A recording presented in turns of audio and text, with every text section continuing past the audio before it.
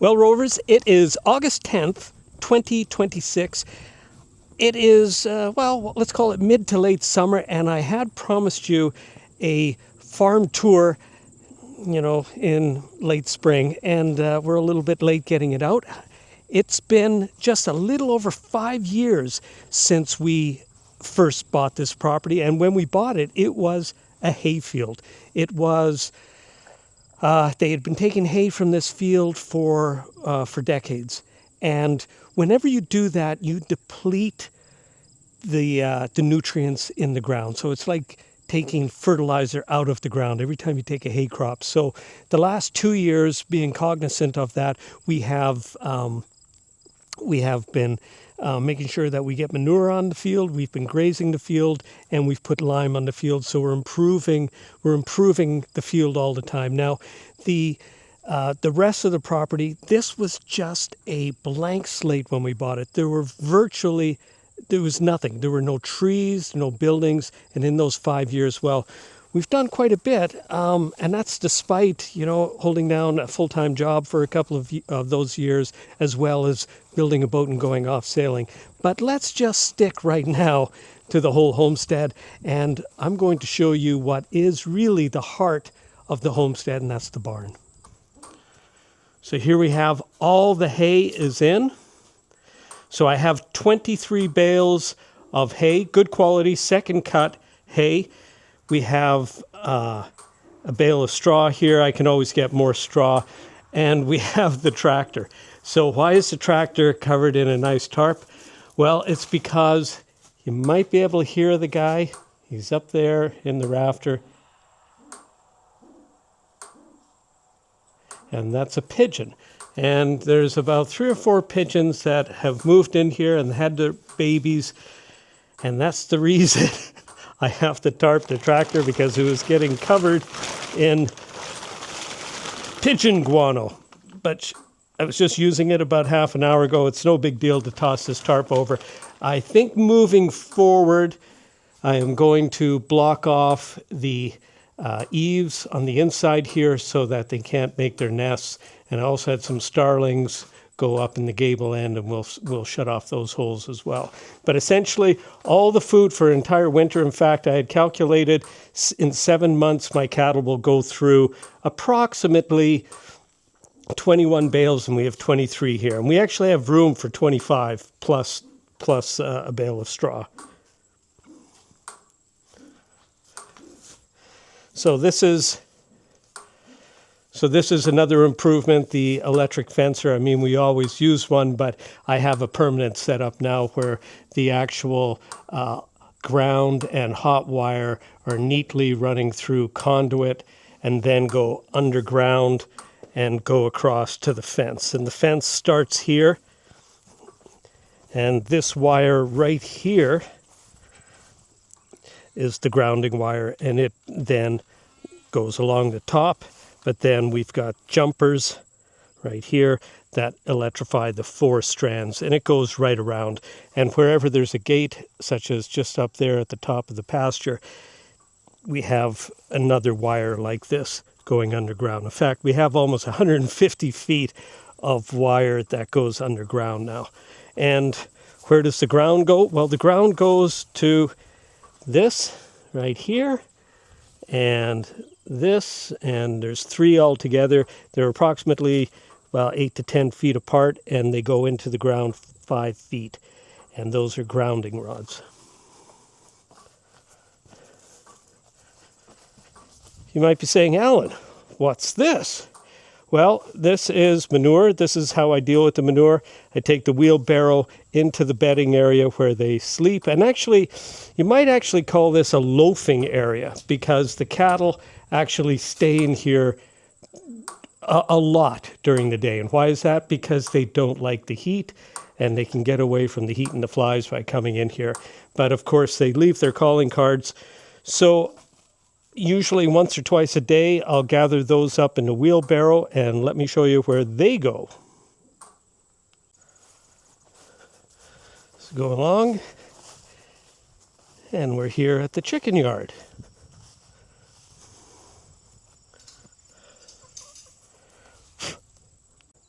So here is just some of the chickens, and of course the white fella is the rooster. They're all very happy, they're very tame, they don't run away, and they know what to do. And the yard is big enough for them that they haven't pecked all the grass away. And this is after almost an entire summer. So that's terrific, because you want your hens to get some greenery, not just the chicken feed that people generally feed them. And then on top of that, whenever Mrs. Rover does any of her gardening, any weeds and all that, she tosses in, and they just absolutely love devouring those. We put some little things to entertain them, such as this little sculpture, and of course our old Christmas tree, and they just love hanging around under those. And you know, I don't know exactly what they're thinking, but they do seem to love it.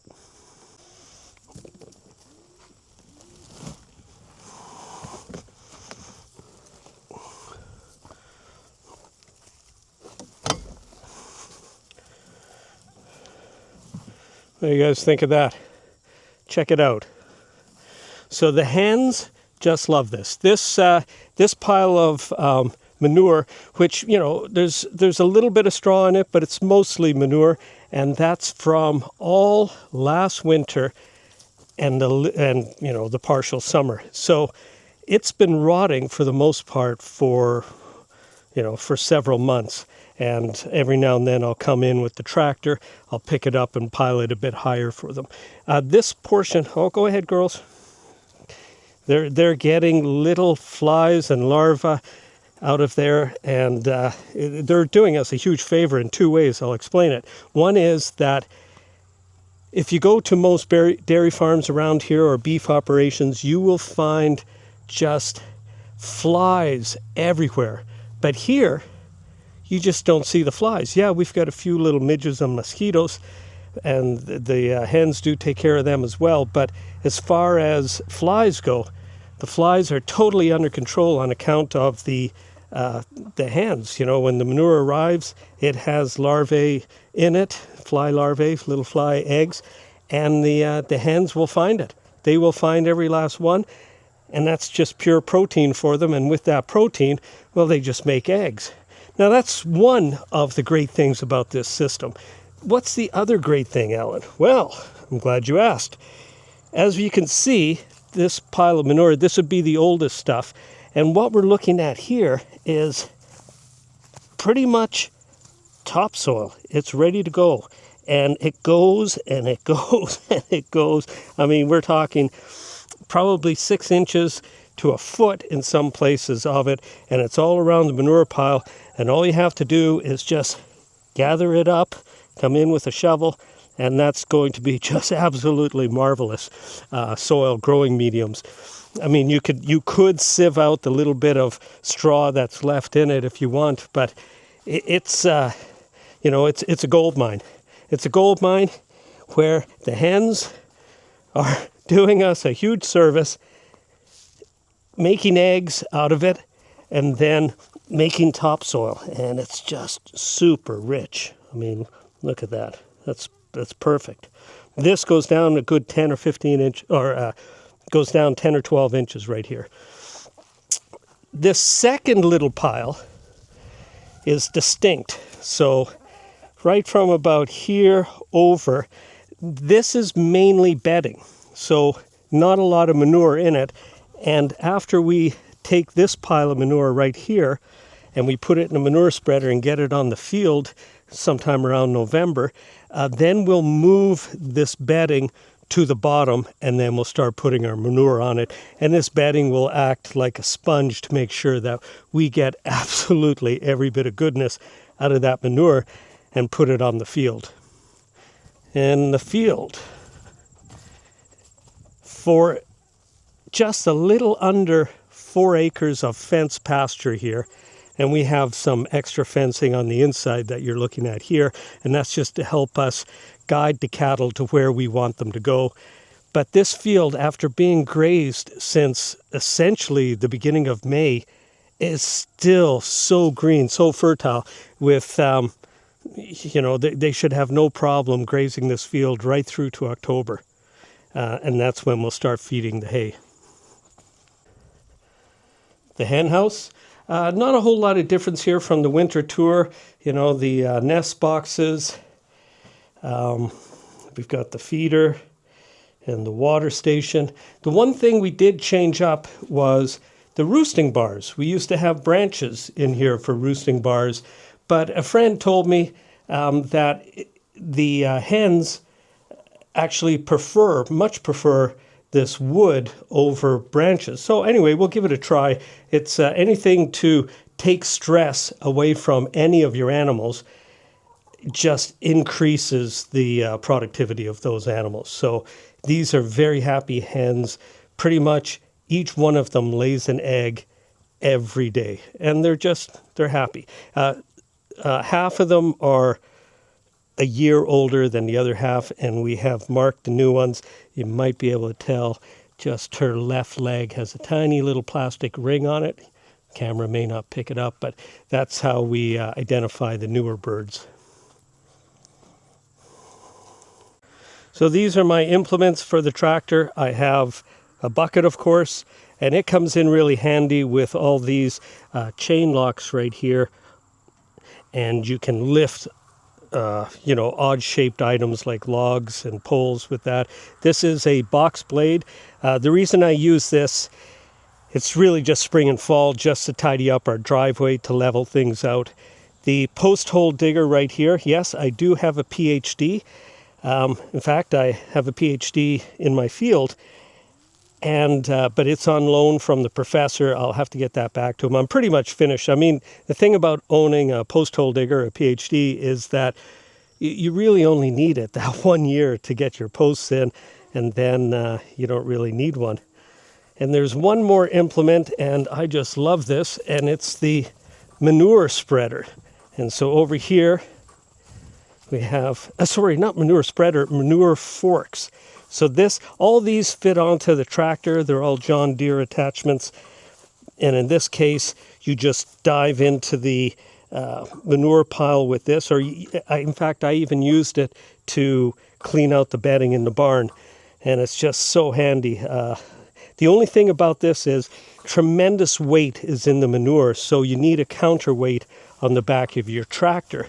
So most of the summer, I have what's called a bush hog, it's a rotary cutter.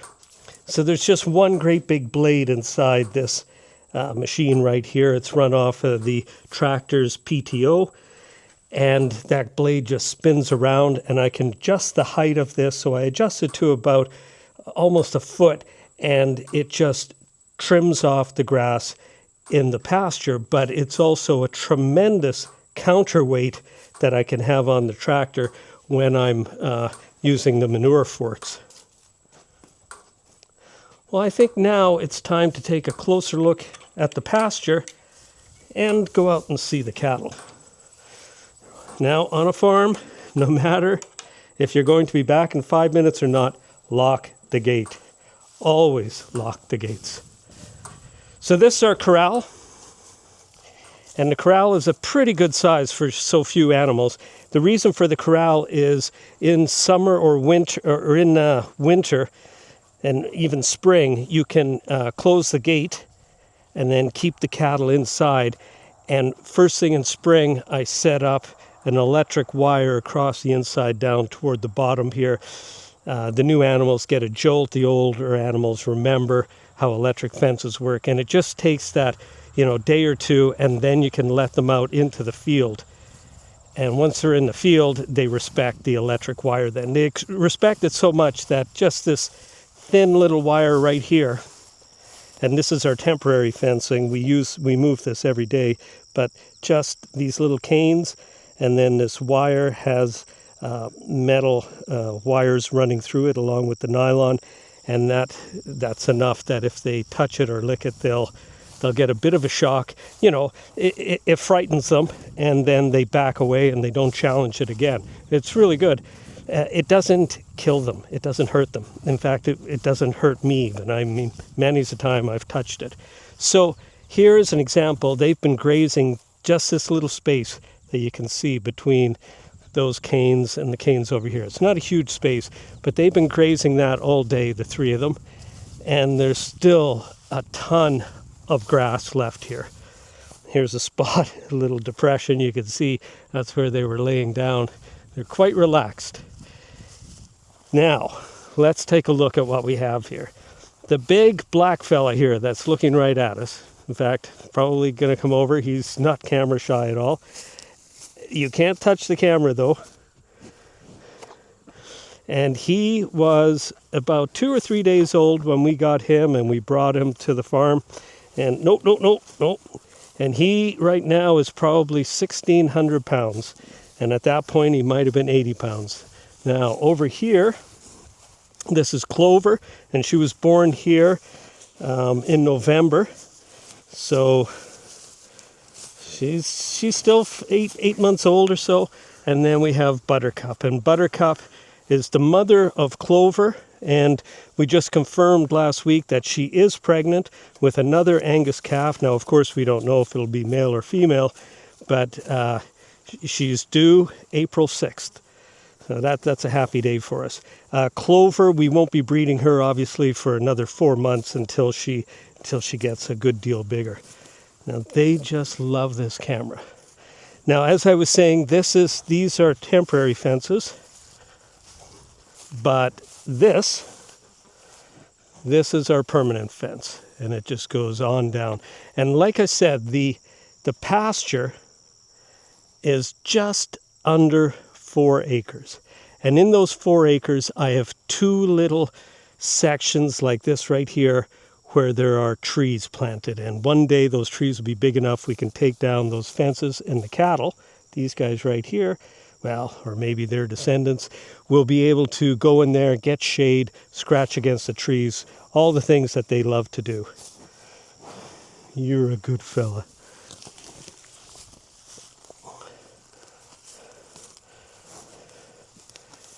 So we call him number 1, and the reason we call him number 1 is because as much as we love this guy, he's a steer and he'll be going to freezer camp sometime before Christmas. Now, the cow, of course, she'll be staying and she'll be giving birth to another animal in springtime and feeding that animal right through the summer. And Clover is the future of the herd in the sense that she will be bred and have a good long life here on the farm as a heifer that soon will be a cow. And the pasture, how is the pasture doing? Well, the pasture is doing amazing. You know, when I look down at it here, we can see a little bit of soil right here. Well, that used to be huge patches of soil about 3 years ago. So it has filled in greatly. It's had manure spread on it last winter. It's had lime put on it, and we'll put more lime on this winter. And lime sweetens the soil. It's not a fertilizer, it's a mineral. And it just makes the grass grow better. So, and that's what we've become. We've become grass farmers. I don't know if it's coming across, but I absolutely love this life. I just think it's the most marvelous way of living, you know, especially in our retirement. You know, it gives us a purpose every morning to wake up to, and you know, of course, it's productive in the sense that we'll be harvesting the beef from the animals. I don't know what to say. It's just makes me so profoundly happy. And Glenda, you know, Mrs. Rover, she's 100% behind this. She loves this as much as I do. We never want to see any stress on our animals. And in fact, even when it comes to the time to butcher them, we'll have a system in place where they won't feel any stress at all during that procedure. In fact, it'll be something, in a sense, I know this sounds odd, but something they'll look forward to, because right up until the minute of the stun shot, number 1 will be getting a very special treat, probably for about 2 weeks, and he'll come to think every morning that's what he'll expect. So he'll always be in a good frame of mind. I just can't imagine sending our guys off to an abattoir where they're one of about 500 animals that they don't know. It's got to be a very scary moment, especially with all that death around them. So So what we have in mind is, and I'll go into this in a lot more detail later. We've done it in the past. It's a very humane way of bringing the animal to the end of its life.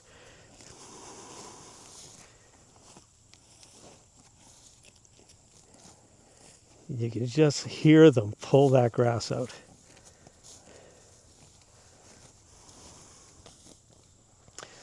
Okay, so that is a lot of the farm, but not all of the farm. Let's go see what Mrs. Rover spends a lot of her time doing.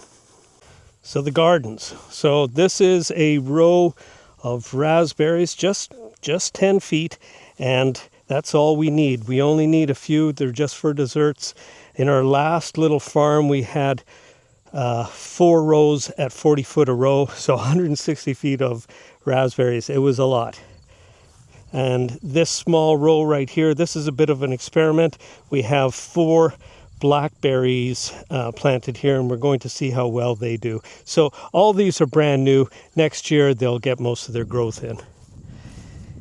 These two, now these are very special to Mrs. Rover and I. We've had these bushes for quite a long time. These are black currants, and we have propagated them, and I think we bought 2 plants, but we have left plants at our last farm, lots of them, and other places as well.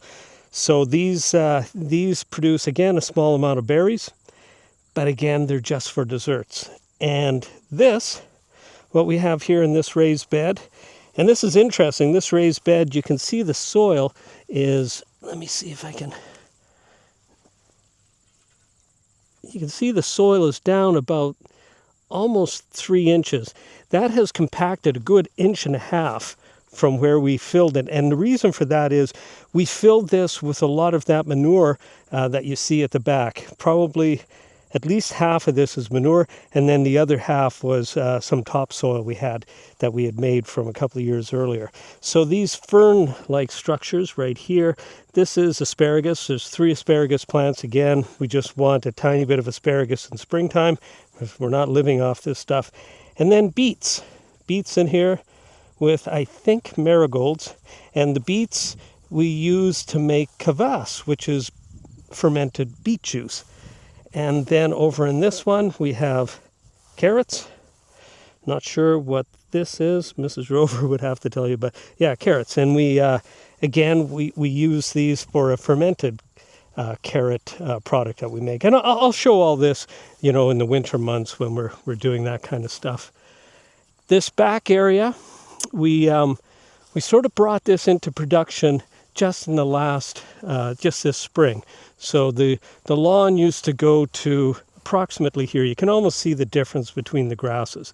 But this area right here, this is, it's a nice area. We think maybe one day, far in the future, when cattle perhaps get too much for us, we will switch to sheep. And if we were doing sheep, we'd have to have rams. So we need a separate pasture for the rams, and that's what this area will be. Very nice little area, separated though by a space to the main field where the sheep would be. Now, little boat here that has a story as well, but I'll save that for the Wave Rover channel. This, after all, is Rover's Rest. So this is our old chicken house, which is in the process of being repurposed as Glenda's garden hut. I'll be putting some windows in that in the next few months. And then what we have here are a compost pile.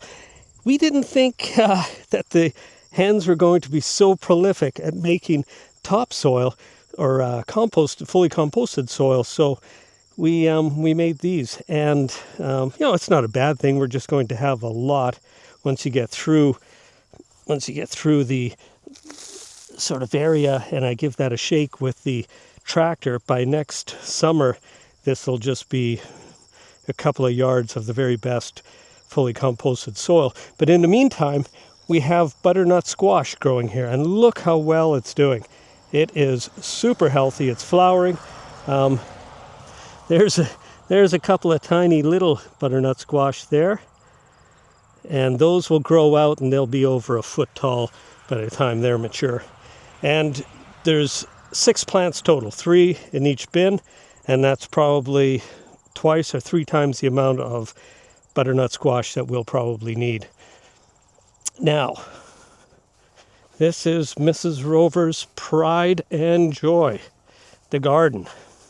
Well, I should say this is the main garden we're going to take a look at. However, she has this beautiful wild garden started right in this area as well. So that this is a work in progress, as is this. So there's going to be a hedge all the way around. That's once this matures, it'll be trimmed into hedge-like form, and then you'll walk in and you'll find the garden. And the garden has color right from spring right through to fall. So the flowers that are flowering now, 2 weeks from now, the picture will be totally different. And it is glorious. And the hummingbirds love it. The bees love it. It's, we sit out. We love sitting in this spot right here. It's one of our favorite spots. I'll just show you the view. Sit down here in the evening and you look out on the river and the cattle and the sky and our work, and you just give thanks. You give thanks because, as far as I'm concerned, this is paradise. Everybody might have a slightly different opinion of what paradise is, but this is paradise as far as we're concerned. We never thought we'd have something so beautiful as this, and we're just, we have to pinch ourselves every morning when we wake up, have a coffee, and look out the window at it.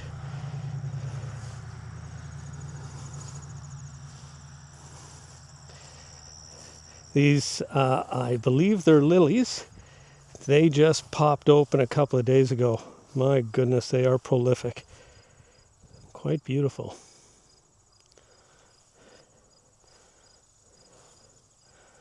All kinds of flowers. Don't ask me what the names are. Although Mrs. Rover could tell you their local names, the botanical names. She loves saying the names in Latin. Well, Rovers, that is the tour. We'll call this the Midsummer tour, and I want to give you another tour sort of in the fall, in the late fall, sometime around October, November, so you can see what everything looks like as it's going to sleep for the winter. And you can also view the cattle and see, have they grown any more. I would show you inside the shop, but I'm saving that for later. There's a couple of big projects going on in there, and when I'm ready to reveal them, I'll show you. They have more. They have everything to do with the homestead. I should put it that way. As always, Rovers, thanks for watching, and forge your own adventure.